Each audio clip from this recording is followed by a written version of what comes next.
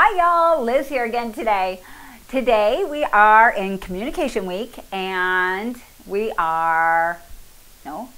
yes, this week we're talking about communication, but today specifically we are talking about getting time off. So this is one of those things that almost every company seems to have some kind of a problem with.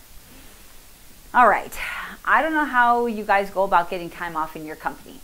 But what I do know is that the most notice, or is that how you say it? The most notice or more notice? Maybe it's the more notice you can give to your boss, the better.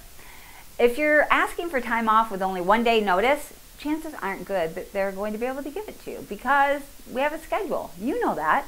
We have a schedule in this company. Everybody's on a schedule. All the clients want to be clean on schedule, and nobody likes to bump. It's not good for us either to bump our clients. You know that too. If we start bumping our clients, they start getting aggravated, then they get picky about the job, then they're saying, you're not doing a good job, but really what? Why?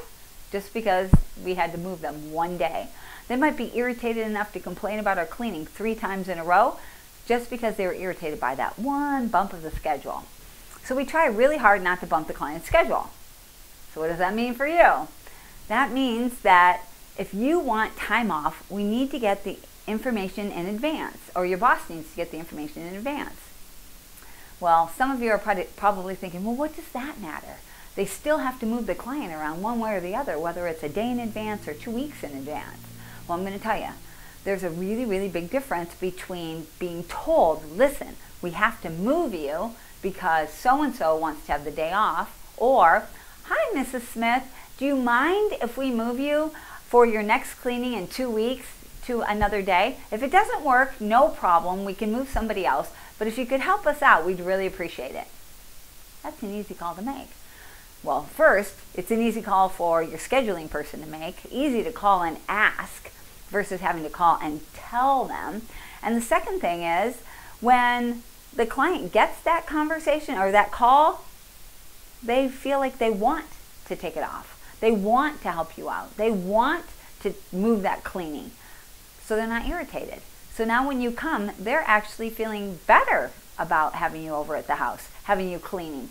They don't look for every tiniest little thing you did if you do it that way. Instead, they're basically kind of waiting for you to say thank you, because they feel like they did you this great favor. You might even want to say thank you if they did move for you, right?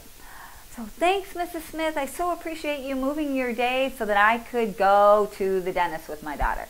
Now, I don't know if those types of personal conversations are allowed in your company, but if they are, it might work. If they're not, definitely don't be talking about it, because each company has its own different way of connecting with the clients. Different clients require different kinds of communication. If your company has a real laid back, relaxed, casual culture, then you might be able to say that. But if you have very high-end clientele that are very uppity and very persnickety, you definitely wouldn't want to do that, right? You can see how that's going to be a problem. You have to tailor your conversation to your listening audience, in this case, your client. Okay, so if you want to get time off, more notice is better. Let's say something pops up, though, and let's say you get a toothache.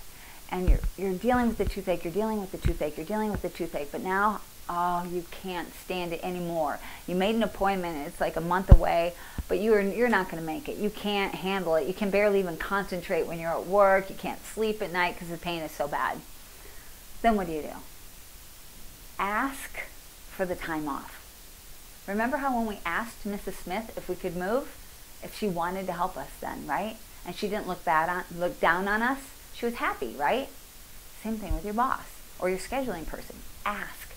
Tell them your problem. Listen, I'm in pain. You might have to do it in writing, depending on your company. Listen, I'm in pain. I really need to get this time off. I would really appreciate it if you could help me. When you ask for help, people want to help you. When you tell them what you are doing, what you need, what you have to have, they just feel like you're being selfish and self-involved. And guess what? They're going to react poorly because they haven't been watching this DEV that tells them how to react to people asking for stuff. You know, though.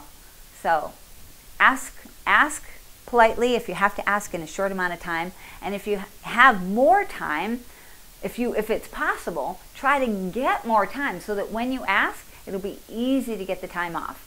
Then when you don't get it, remember, don't react poorly, react well. So that next time, they still want to help you off. Get that time off. All right, that's it for today. Talk to you tomorrow. Bye.